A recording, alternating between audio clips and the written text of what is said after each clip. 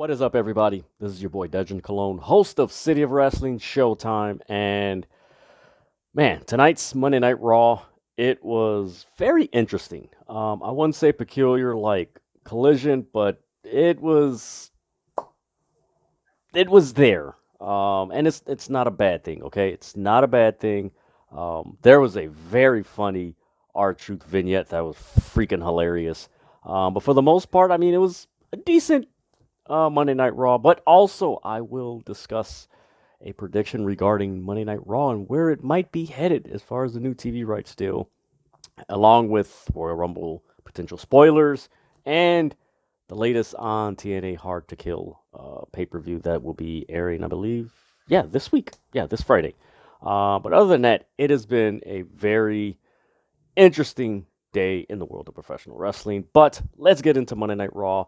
And there's not too much to discuss as far as Monday Night Raw, as far as like, oh man, it was this and this and this. Like, it's very uh, condensed and consolidated as far as what's really like, ooh, that's really good.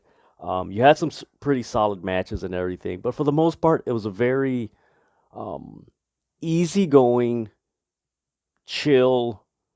It's 3 hours. Let me just chill and everything. And also, tonight was going against the national championship game between Michigan and Washington. Of course, the whole big hoopla with Jim Harbaugh and where he's going to go next.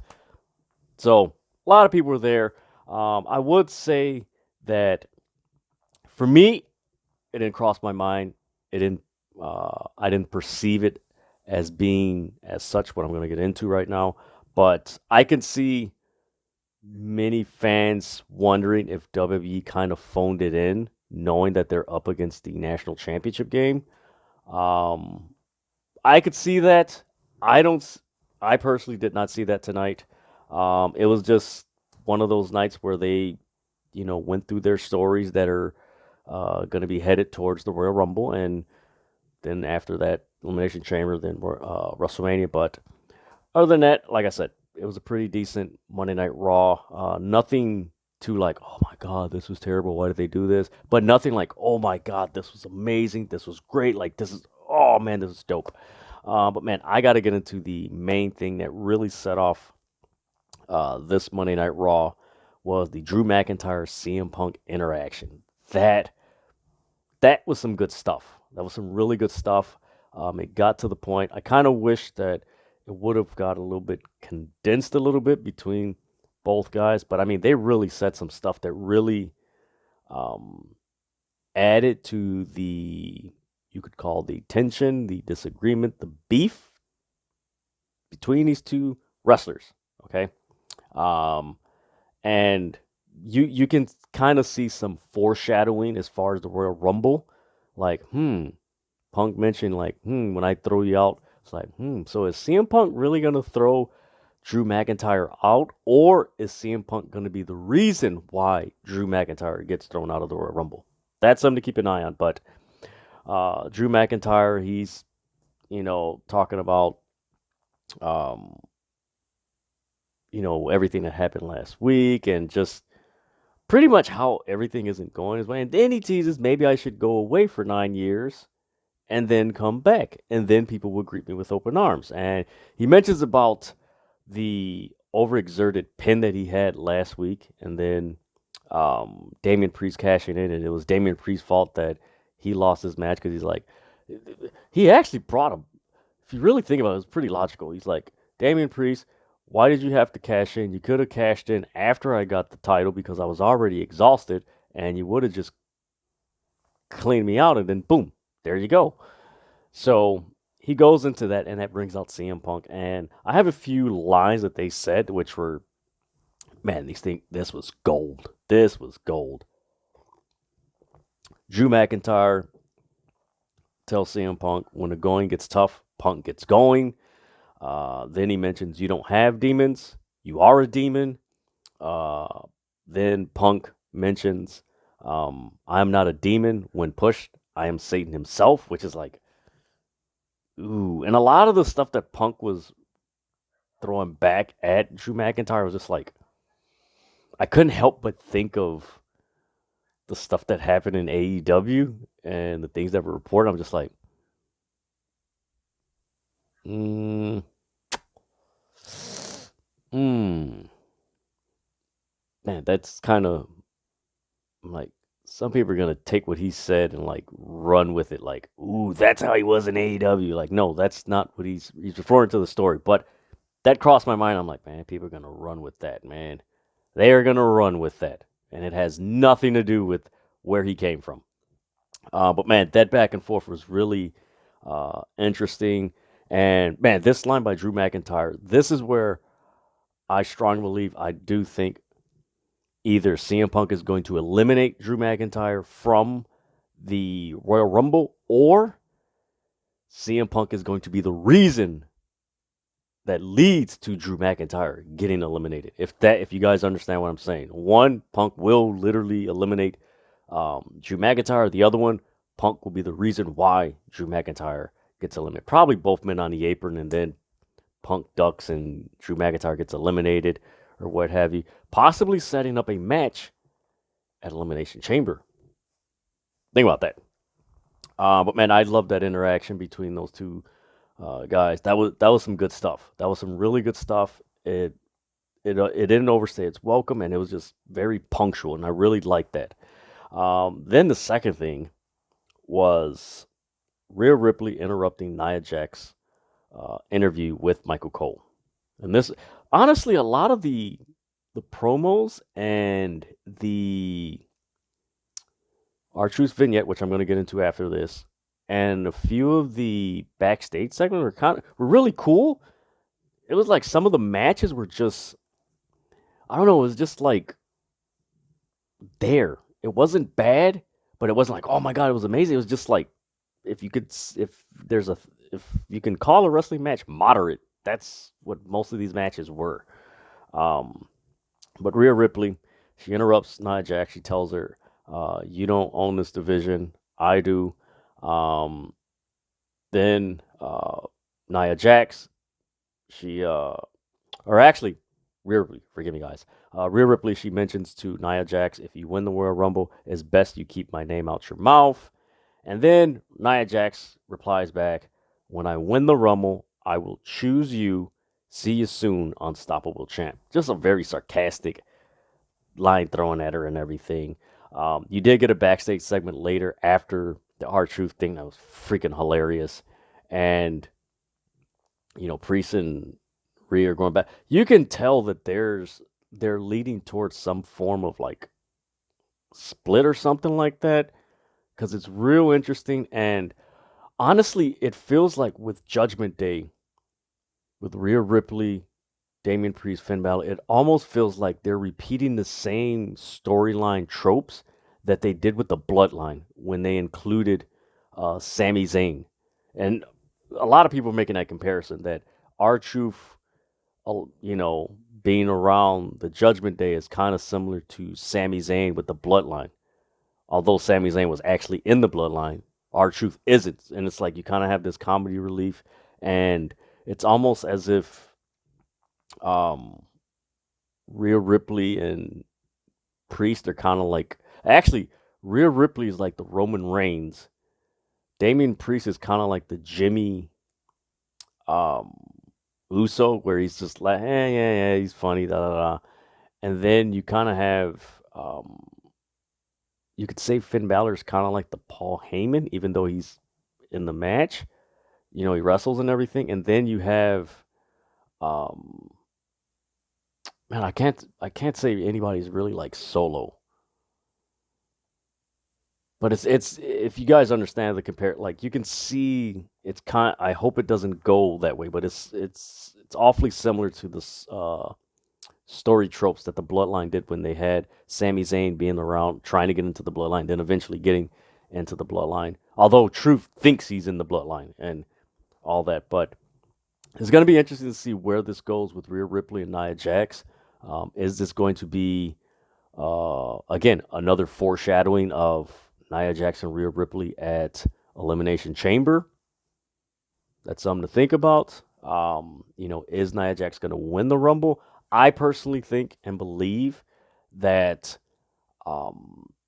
the person who I think Nia Jax is going to be eliminated, but I also believe and just I think Jade Cargill is the one that's going to eliminate Nia Jax. I think that's going to be something that happens. Again, knowing how the Rumble has been booked in the last several years. Of course, that was Vince and everything and Triple H, but knowing how the Rumble looks for those big moments to, hype up, oh my God, you missed it, you missed this, you missed that, and then hyping up the next event and then hyping it up on um, Raw of the big moment, whichever wrestler is a part of it, and hyping them up and then getting them in the match. So I could see that being a good introduction to hype up Jade Cargill, that she eliminated Nia Jax. So that could be something that's really interesting. Um, but yeah, Rhea Ripley and Nia Jax, man, it's pretty good. And also, shout out to Nia Jax, man. She looks phenomenal. But, but even beyond that, man, she has done some great work. Like, this is actually some of her best work that she's done in WWE. And it just keeps getting better. So I'm really looking forward to where this goes with Rhea Ripley and Nia Jax. Is it Elimination Chamber? Is it the night after Rumble? I don't know. We'll see. And moving on, we have probably the funniest vignette in a long time. Man, kudos to R-Truth. Kudos to Triple H using R-Truth's comedic ability and talent for this. So R-Truth has this video that I'm recollecting of when I started in Judgment Day, and he starts off, I'm born in North Carolina, and then when a doctor held me, and right away I was like, oh, okay, I'm thinking it's going to be serious a little bit. They show North Carolina um, the sign and everything, and I'm like, oh, I know that, I've been to North Carolina. So I was like, oh, okay, like this is going to be somewhat serious. As soon as he said, when the doctor held me, and I'm like, oh my God, this is going to be hilarious. He mentions we're always here. The funny thing about him mentioning the doctor, he's like, yeah, the doctor held me, and he was talking about my career trajectory and everything. I'm tongue tied. Then they show like these AI images of him with all the Judgment Day as babies. Then a Photoshop image of like an old 1998 Judgment Day of R-Truth, like this. Then there's pictures of them with all their titles and R-Truth with the 24/7 title. Like, just the funniest, outrageous stuff that you're just like, what? Like, this is what? This is goofy, and not a goofy in a bad way. Just so like funny. Like this, you have to watch this. Like me describing it does it no justice, but man, you have to watch R-Truth and his vignette about him recollecting and remembering when he started in Judgment Day, that was creative, that was funny. Then he ends the vignette with "Live, laugh, and love." It's like, oh my God! And then afterwards, that's when they go cut the Judgment Day, and Damian Priest, you can tell he's the only one that's like trying not to laugh, and he's like, man, you know what? I don't care too much for R-Truth, but man, that's pretty creative. And he's always giving these like he doesn't like them, but he's complimenting them and like, hey, just give him a chance. I just kind of like laughing, like man, taking him like a joke and everything. And that's an interesting way that they're going about the interaction between Judgment Day and R-Truth, because ever since they've done this, um, of course, many thought it was going to be a one-off thing. He's like, hey, if I beat JD, I'm in Judgment Day, and he did beat him and everything. Of course, you've seen it week after week.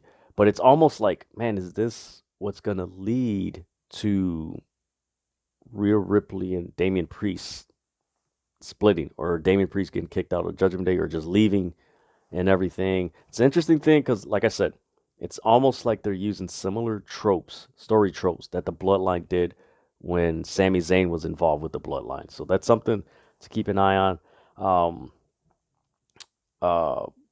Rhea mentions, Priest is like, man, we need to take care of R-Truth, blah, blah, blah. She's like, you know what? When the time comes, we'll handle it. And, you know, Dominic and JD are like kind of like the punching bag of Judgment Day. They're always taking an L and everything.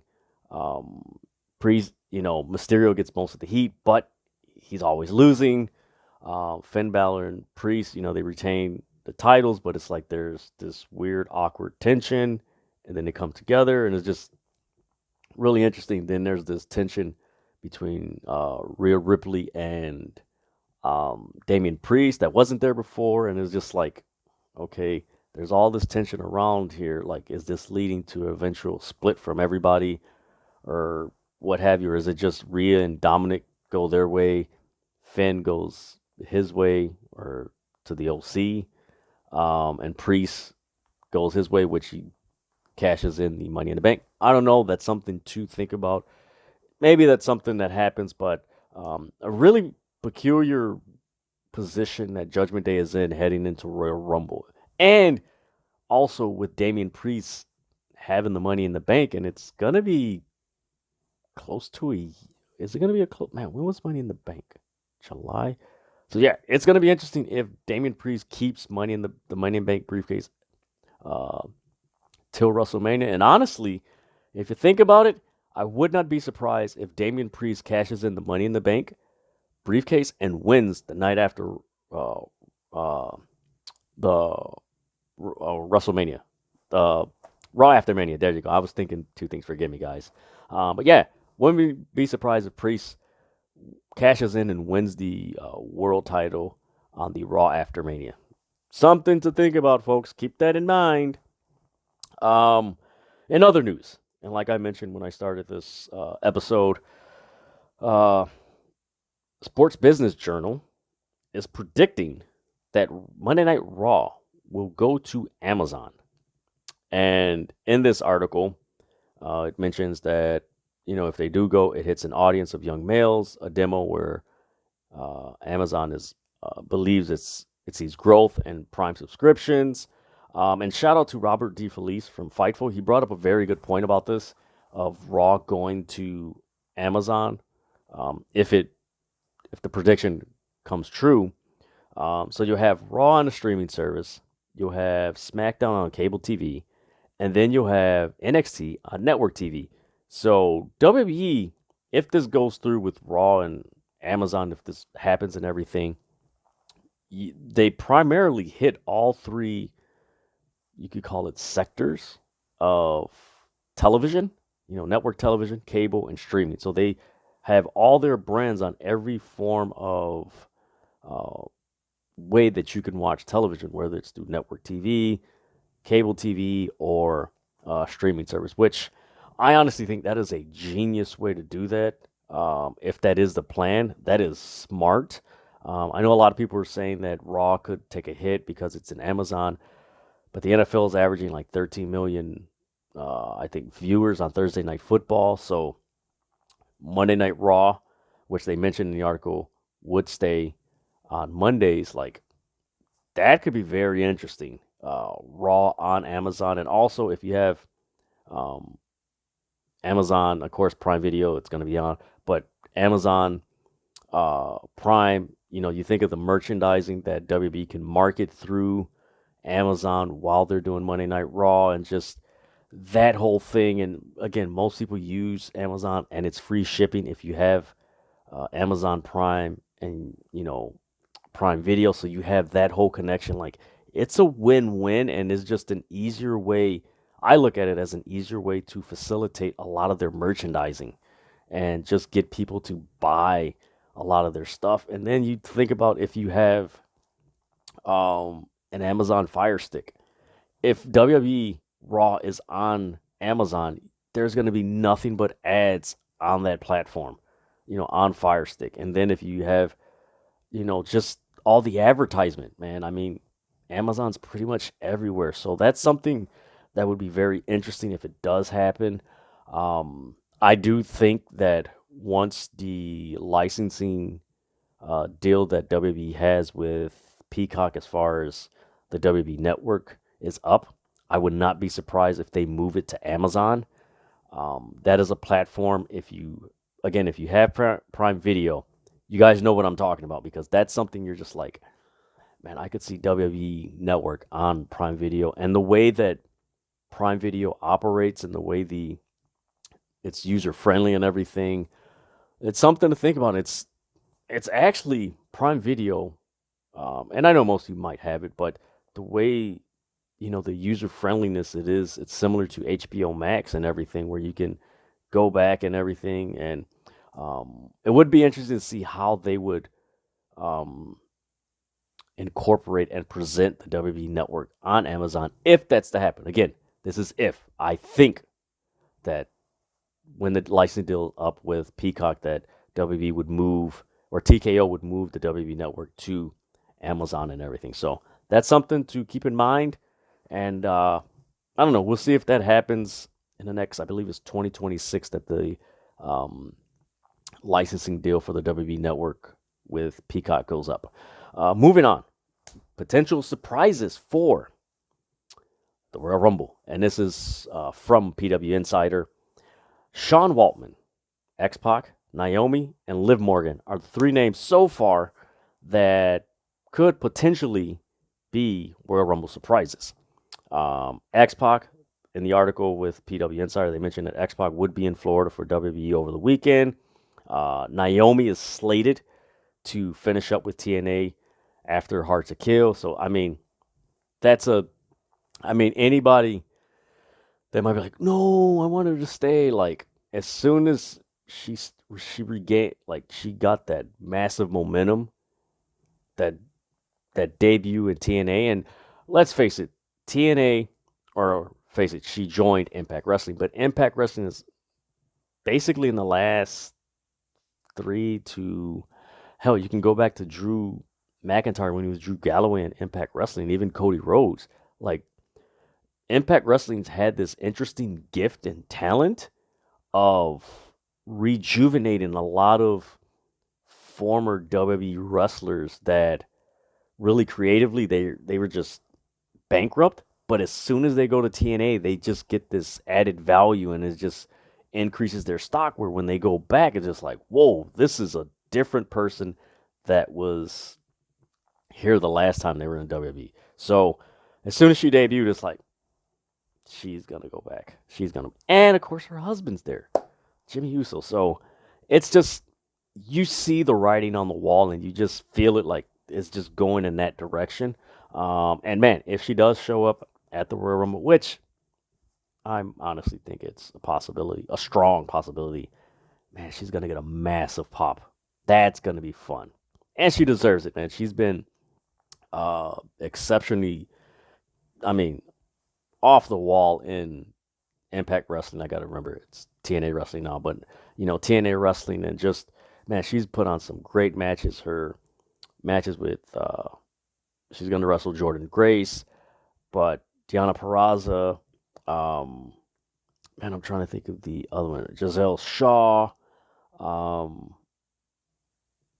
it, man, I can't, did she wrestle Mickey James? I gotta go back, but her matches have been really solid, and her presentation. Oh yeah, she did wrestle Sunny Kiss, so I do remember that. But man, she's been solid, and just to see how she's been more creative and everything in TNA Wrestling, and knowing that when she goes back, that's gonna be an added boost. And WB right now, WB kind of needs her personality and just her as a person in that women's division, because it feels like it's lacking that oomph. Like, you have all these characters, but it just feels like it's just lacking that oomph. Moving on, and this coincides with TNA Hard to Kill. On Twitter X, AJ Francis, formerly known as Top Dollar, he was at the Steelers game. I forgot who they played against on Sunday, but he was there, and I believe he was with DJ Woo Kid. And he announced that at TNA Wrestling's Hard to Kill this Friday, they would debut their new music video, We Outside, again with DJ Who Kid. They put up the graphic and everything. You can check it out at City of Wrestling's Instagram page. And AJ Francis in TNA, that's interesting. That show's already got Okada. It's got Alex Hammerstone. I'm trying to think of who else it has. I believe Will Ospreay? Or is that Snake Eyes? because I know it's filmed the next day. But man, Hard to Kill looks like a very good pay per view. I believe. Wait a minute, is it Friday? Forgive me, guys. There's so much wrestling, but man, that looks like a really good show. Again, like I said, the last episode of Showtime, that man, I'm really interested to see how the presentation of TNA wrestling is going to be. Is it going to be similar to when it first launched on FS1 or Fox Sports back in the day? I believe it was 2004 or five that they debuted on Fox Sports. Is it going to have that presentation where it's just bright, energetic, vibrant, this frenetic energy? I'm just interested to see how that's going to be, and looking forward to seeing AJ Francis in that environment. And just it's always cool to see someone that has been in WB for 4, 5, 6 years, or even longer, just be presented in a different environment. Like, okay, this is different. This is new. This isn't WB. It's like, okay, let's see what they can do, and yeah, let's see what happens. I mean, you really think about it, Impact Wrestling doesn't have anyone the size of AJ Francis, nor anyone with his type of personality. So that's going to be interesting how they incorporate him in TNA wrestling if he's fully signed and everything. That's going to be fun. Like TNA wrestling, the reboot looks fun. The Royal Rumble, like it's Royal Rumble season, so I'm probably not the only one that's been watching nothing but Royal Rumble matches and just getting used to the 5, 4, 3, 2, 1, and then the music hits and stuff like that. Man, it's just January is a fun month for professional wrestling. We just finished Wrestle Kingdom. Of course, I'm looking forward to this Wednesday on Dynamite because it's they're honoring Brody Lee with 2 matches, with one with the 8-woman tag with Anna Jay, and then the other one with Preston Vance in a 8-man tag. Ricky Starks and Sammy Guevara. Who is it? Hangman Page, and I believe, let me check right now. I don't want to give you guys the wrong information. Let me see what they got. So it's Hangman Page and Claudio. Man, that should be a really fun match. So I'm looking forward to that. And then, of course, just everything that's happening in professional wrestling. There was news of, was it Gable Kidd? Let me see. One half of the tag team champs in New Japan Pro Wrestling. His contract's coming up. I believe his tag team partner's contract is coming up. Yeah, Gabriel Kidd. His New Japan contract is expiring this month. We already have Tama Tonga, who's said post in the press conference at Wrestle Kingdom that he's not returning to New Japan after this month. He wants to spend more time with his kids. So, there's a lot of movement in professional wrestling as far as free agents. So, this is fun. And then it coincides with all the crazy stuff that's happening in the NFL and getting ready for the draft. So, for me, being a fan of both and just a sports fan in general, I love it. It's kind of hectic, but it's fun. But other than that, folks, it has been a pretty cool day in professional wrestling. So that is the latest episode of City of Wrestling Showtime. Like, share, comment, subscribe, hit the notification so that way you're notified when the City of Wrestling drops its latest content. Follow me, Dedrian180, on TikTok, Twitter, and Instagram.